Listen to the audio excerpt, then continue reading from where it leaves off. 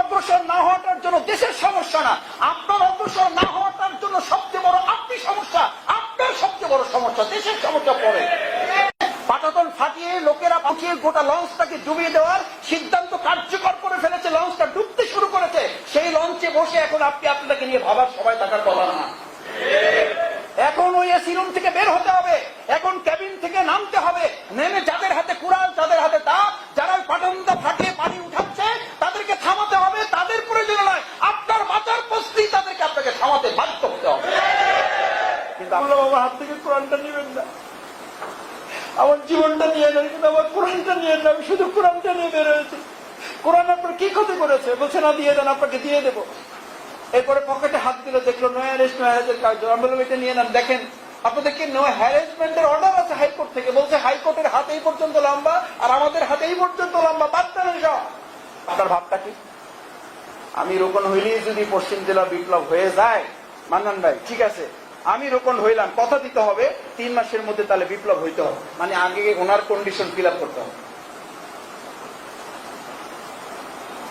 আমি অনেক জায়গায় এটা আমাদের ভাইদেরকে বলতে শুনেছি, আরে ভাই আমি রোকন হওয়াটাই কি এই জেলার জন্য সমস্যা? আমি রোকন না হওয়াটাই কি মহানগরীর জন্য সবচেয়ে বড় সমস্যা? আমি অগ্রসর না হওয়াটাই কি এখানকার সবচেয়ে বড় সমস্যা? আপনি অগ্রসর না হওয়াটার জন্য দেশের সমস্যা না, আপনার অগ্রসর না হওয়াটার জন্য সবচেয়ে বড় আপনি সমস্যা, আপনার সবচেয়ে বড় সমস্যা, দেশের সমস্যা পরে।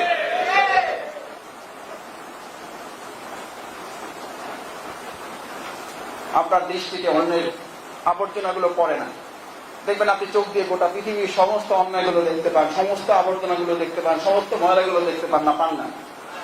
কিন্তু আপনার চোখের মধ্যে একটা বালি বললে, আপনার চোখের বালি আপনি চোখ দিয়ে দেখতে পান? পান না। এটা মানুষের কি? এটা মানুষের দুর্বলতা, এটা মানুষের দুর্বলতা।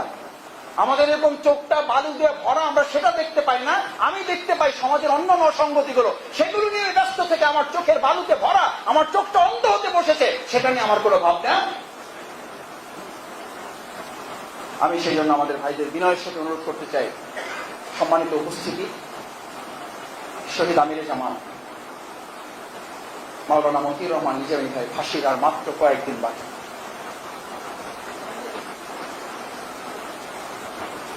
এই বিল্ডিং আর মসজিদ যত দূরে, এত দূরে হবে না আমাদের অবস্থা। আমরা জানালা দিয়ে কোনো সময় নিয়ে বারান্দায় আসলে আমরা ওনাকে দেখতে পেতাম, আমরা দেখার জন্য ওদের আগ্রহ অপেক্ষা করতাম।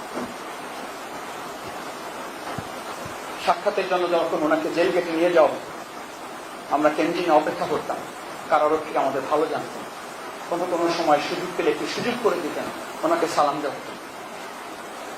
ফাঁসির আগ মুহূর্তে সাক্ষাৎ, অনেক পরিকল্পনা করে লক আপ খোলার সাথে সাথে নাস্তার অজুহাত করে ক্যান্টিনে গিয়ে বসেছি, ক্যান্টিনের সামনে দিয়ে ওনাকে নিয়ে যান।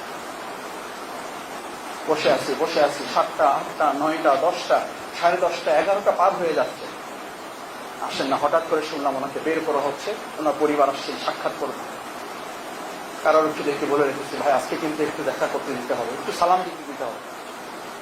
কারারক্ষী বললো যে ভাই সর্বোচ্চ চেষ্টা করবো, তবে আপনি দাঁড়াতে পারবেন না। ওনাকে আমরা সাধারণত ওনার পায়ের অসুবিধার কারণে ওনাকে কাঁধে ভর দিয়ে অন্য 2 জন 2 দিক থেকে ওনাকে নিয়ে যেতেন। আমি বললাম যে আপনারা একজন থাকবেন, আরেকজন আমার কাঁধে ওনার হাতটা দিবেন, আপনি পিছনে দাঁড়িয়ে যাবেন, আমি ওনার সাথে হাঁটতে হাঁটতে যতক্ষণ পারি আমি একটু কথা বলতে চাই। তো আসলে ঠিক আছে, আসছেন, বের হয়েছে। আমি যে জামাতের চাঁদের মতো উজ্জ্বল চেহারাটার দিকে তাকানোর সাথে সাথে চোখের পানি আর ধরে রাখতে পারিনি, সালাম দিলাম। আমিরে জামাত কারারক্ষী তাকে ছাড়ার আগে, কারারক্ষী তার হাত ছাড়ার আগে, আমিরে জামাত কারারক্ষীর কাছ থেকে হাতটা সরিয়ে আমাকে অনেক দূর কাছে এসে আমাকে টেনে নিয়ে আসলেন। কেমন হচ্ছে তোমার পায়ের অবস্থাটা কেমন?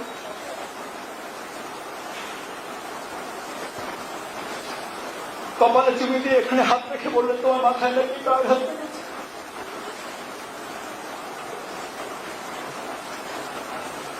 আমি তো অনেক রাত ঘুমাতে পারিনি, তোমাদের উপরে কি অত্যাচার করা হয়েছে। আমি আমিরে জামাতকে বললাম, আমিরে জামাতের সব কথা বলার শোনার জন্য আমি আপনার কাছে আসি নাই। আপনি ইসলামী ছাত্র শিবিরের সাবেক ভাইদের সামনে অনেক বক্তব্য দিয়েছেন, আমি সব বক্তব্য শোনার সুযোগ পেয়েছি। কোনো কোনো সময় দায়িত্বের প্রয়োজনে আমি পুরো আলোচনাটা শুনতে পারি না। আমির জামাত, আজকে যদি দেখা আমাদের শেষ দেখা হয়, আর যদি দেখা না হয়, আপনি আমাকে এমন দুটো কথা বলবেন, এমন তিনটা কথা বলবেন, আমি সাবেকদের কাছে গিয়ে তিনটা কথা পৌঁছাতে চাই। আমির জামাত আমাকে একটা লিখিত দিয়েছিলেন। তারপরে আমার দুর্ভাগ্য, আমার বদনসিব, আমার 4 বছরের জেল জীবনের সবচেয়ে বড় ক্ষতিটা হয়েছে। আমি যখন প্রথমবার জেল থেকে বের হই, আপনারা জানেন আমার হাতে একটা কোরআন শরীফ ছিল, হাইকোর্টের একটা নো অ্যারেস্ট নো হ্যারেস্ট একটা পেপার ছিল, আর আমির জামাতের ওই লেখা ছোট্ট পেপারটা আমার কাছে ছিল। বড় যত্ন করে ওটা লিখেছিল।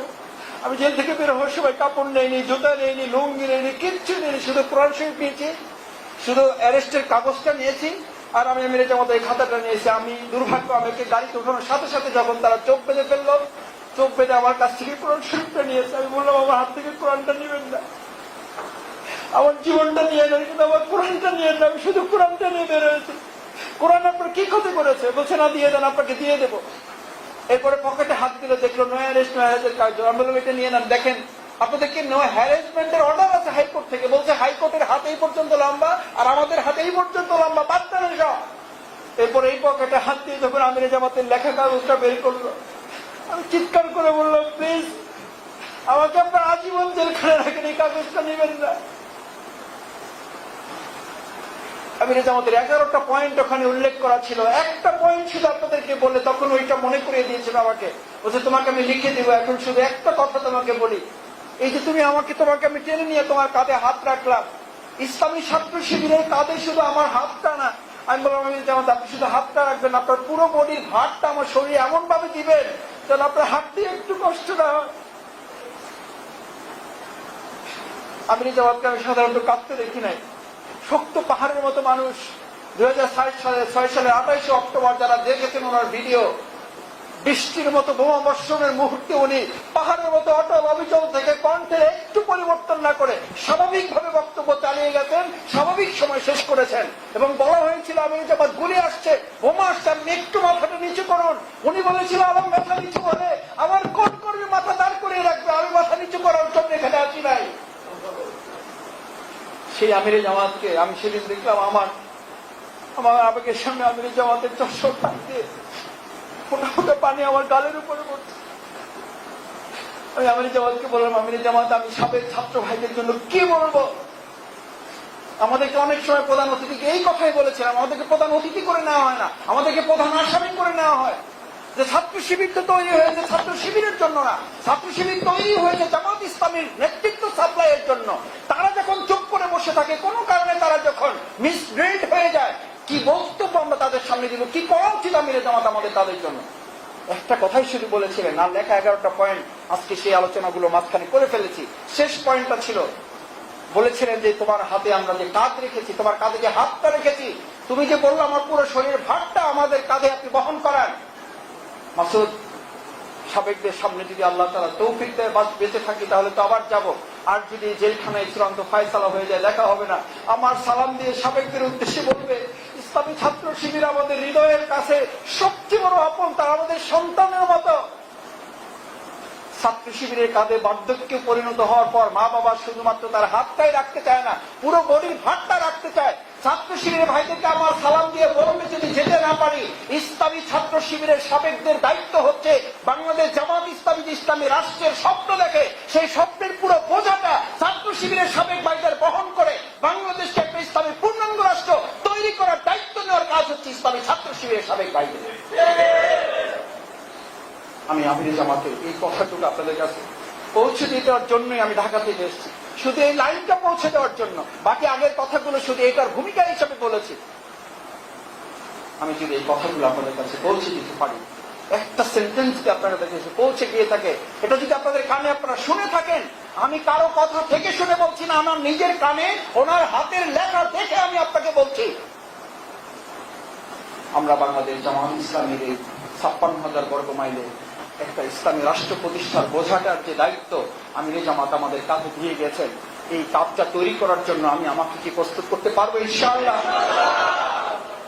আমার ভাইয়েরা, আল্লাহ তাআলা আমাদের সবাইকে তার দিনের জন্য, আমাদের প্রিয় মাতৃভূমি বাংলাদেশের জন্য, 56,000 বর্গ মাইল আল কোরআনের শাসন কায়েমের জন্য, ইসলামী রাষ্ট্র বিনির্মাণের জন্য আল্লাহ তাআলা আমাদের সবাইকে কবুল ও মঞ্জুর করুন। সেই প্রত্যাশা ব্যক্ত করে আমার কোনো কথায় যদি আপনারা কষ্ট পেয়ে থাকেন, মেহেরবানি করে আমাকে ক্ষমা করবেন, মাফ করবেন। আল্লাহ তাআলা আমাদেরকে মাফ করুন।